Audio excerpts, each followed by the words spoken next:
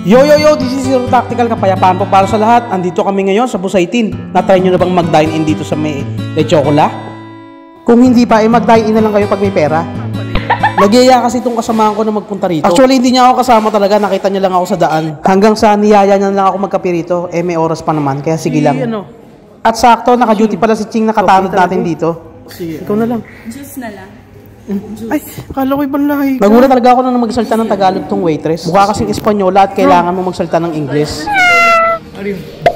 Si Ching nga pala, may-ari ng lumber sa Tarlac. Ayan na. At igagawa na nga kami ni Ching ng cappuccino. Ching in action. At syempre may design yun, kahit ano. Sabay pinanood ko yung ating pizza maker na Irani. Astig ang pizza doon na ginagamit yan, hindi yung normal na kinakain natin sa mga pizza shop. Para sa akin talagang super special to. Super sarap yan, grabe pag natikman nyo. Yung tipong kapag natikman mo, o-order ka ulit. Pero hindi sa amin yung pizza na yan, ha? Sa customer yan. Sorry, ha? Natakam lang din talaga ako. At na-miss ko tuloy yung kanilang Le Chocola special. Yeah, no? I just... Whoa.